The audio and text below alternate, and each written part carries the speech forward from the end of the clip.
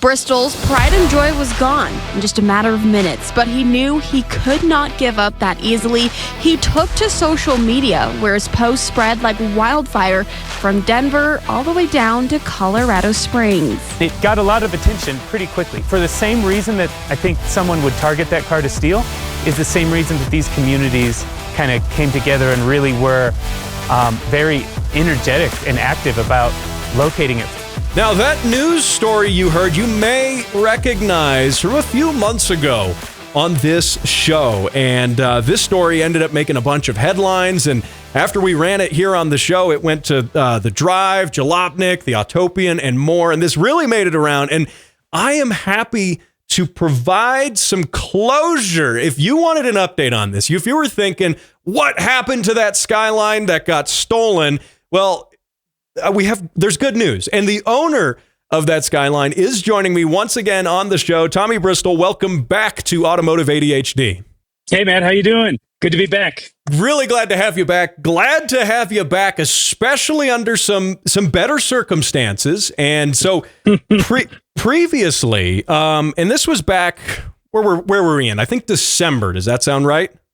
Yeah, December. Yes, December is when, I remember we had the call. Yeah, and so real quick, before we talk about the news you have now, give me a little bit of a recap of what happened, in case listeners are just joining us now, because what happened to you, unfortunately, happens to a lot of people, but what doesn't always happen is getting the car back, and that's what makes this really fascinating. Yeah, for sure. So, back in December, I was woken up at like 3:30 or 4 o'clock in the morning from my neighbors who had heard a huge crash or multiple huge crashes. And turns out that a man had driven a car through the garage door of our building, like collective garage for everybody, driven a car, a Subaru actually, through the door, torn the entire garage door off, and then hot-wired and stolen my 1993 Skyline GTR. Wow. And your Skyline, give me some background again on that in case people are hearing this for the first time. Yeah. So it was just a car that I had kind of always been curious about, and I got a raise at work, and I decided to make a purchase. I found a website that had some pictures of a good car. I made a purchase pretty much sight unseen, but I saw some good photos, and I felt pretty confident. I transferred over some money, and I went through about 6 months of logistics and government and bureaucracy, and I got the car shipped over. I drove it back from LA, and I did a lot of work to try to restore it and get it fixed up, and it's been quite a journey ever since then. That was in 2018 is when I got it. I got it right when it became legal, and then I drove it over, and I've been kind of doing work on it ever since, fixing little things here and there, and then it got to a place where I was really happy with it. And then, of course, as soon as I'm really happy with it, someone decides they have better ideas for it. So, see, this is why you never finish projects, right? And just leave them always unfinished.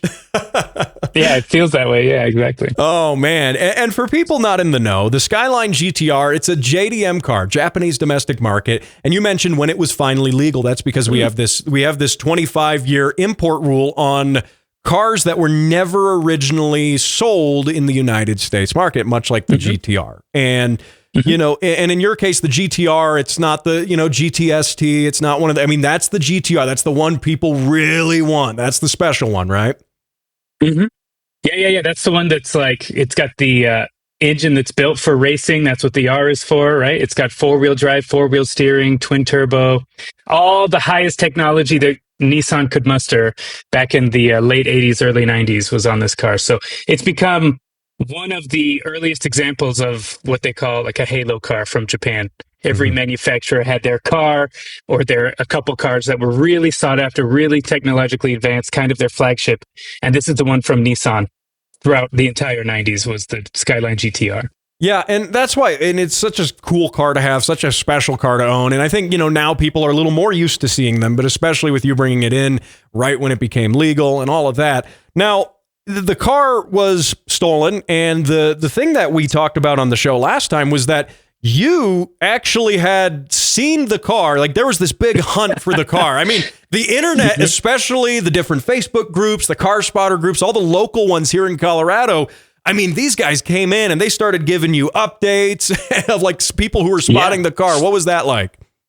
That was crazy. At first, I was pretty, I guess, just really torn up and kind of feeling like crap about the car being stolen. And I was kind of not really wanting to engage. But a friend of mine convinced me to let her post pictures and the story on one of the car spotter groups and the Cars and Coffee groups on Facebook. And almost immediately, it started getting traction. People posting photos that they had taken of it, not even knowing that it was stolen, just seeing a Skyline and taking photos. And then they get on the group and they see that, oh, that was a stolen car, and they're posting photos and videos. And everyone who had seen it was updating me with where they had seen it, when they had seen it. It got to a point where I was getting regular updates on where this car was. Every 30 minutes to an hour, people were like, oh, I saw it here, I saw it here. So I ended up having a pretty good record of where it was. It had a few repeat sightings, and I was trying to get in touch with the police down there in Colorado Springs. And you know how police can be sometimes with car thefts. They get there's a million car thefts a day, and they don't think any car is more important than another. And they just say, well, if he speeds and gets pulled over, maybe we'll catch him. Or if he abandons it, maybe we'll find it.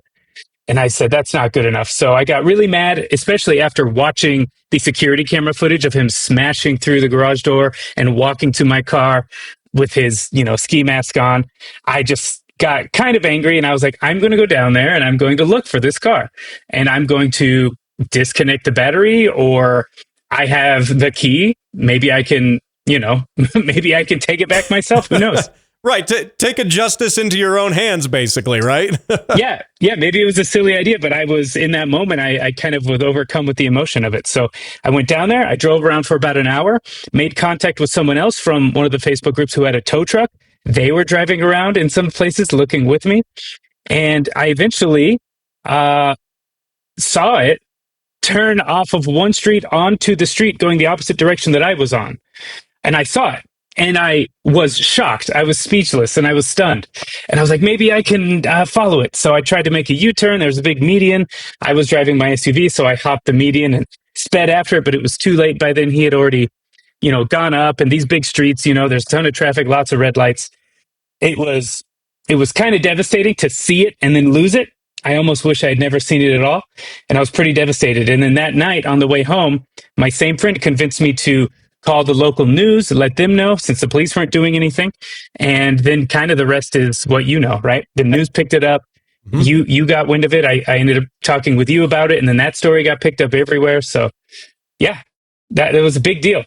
And then one last interesting part is right after that event, when I got home and I called the news and everything, I got a call from the El Paso County Sheriff's Department telling me that they had recovered the vehicle that same night. It had been left somewhere, they found it, and they recovered it. So that started the journey into where we are now, where I had to get it back, and we're waiting to find out who actually stole it. Right. And that's where we can come in now. So people are caught up, completely caught up on what happened and where we are now. Now, the news now is that there is some closure on that. So for one, you now actually have the car back, because just because the police found the car didn't mean that you actually got possession of it. And you now got wind that there are charges filed against this guy. They got the guy. All that was in my head when I got this letter in the mail was that Osama bin Laden gif, where they're like, ladies and gentlemen, we got him. And that's all I could think about, right? Was, oh my God, they got this guy that every time I would tell the story to someone, they'd come back and they'd be like, oh, well, do you know what happened to the guy? Did they catch the guy? And all I could say was, listen, I don't want to think about it. I don't want to relive this moment. Whatever happens will happen. Well, first of all, about a month after they picked it up, they held on to it in their evidence slot. And so I had to wait about a month, and then they called me, let me go get it.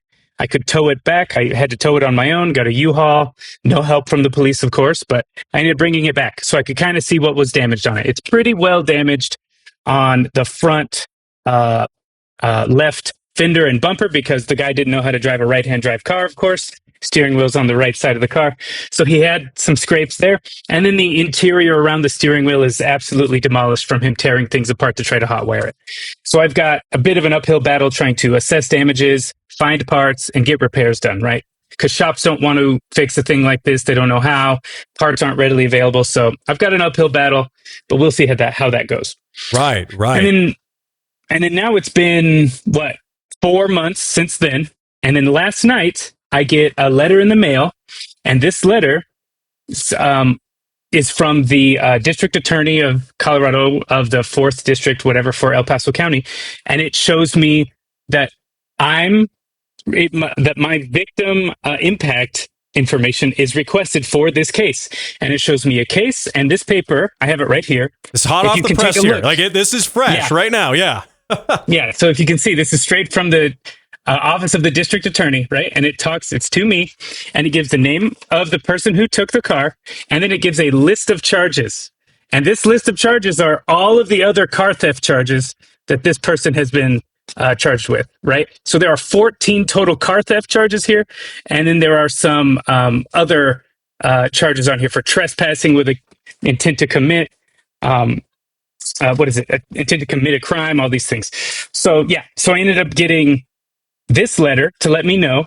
And now I know that they've caught him and he's been charged. And now I have to go through and do my victim impact statement where I say how much damage was done, what impact this has had to my life, how much it might cost me to get things fixed, all of that, so that they can adequately sentence him, because he's got hearing and then sentencing coming up at the end of June. So now I know that not only do I have the car back, but the person who took it has been found and is now about to face quite a bit of repercussions for, it looks like 14 counts of first-degree car theft here. So 14. Pretty crazy. 14 counts of car theft. This wasn't this guy's first rodeo, that's for sure. And the good thing I can say, and being a resident of El Paso County, that's Michael Allen, and he, in terms of he's the district attorney, and Michael Allen has said that he's coming out hard on a lot of crime now. So the fact that they're putting that case together,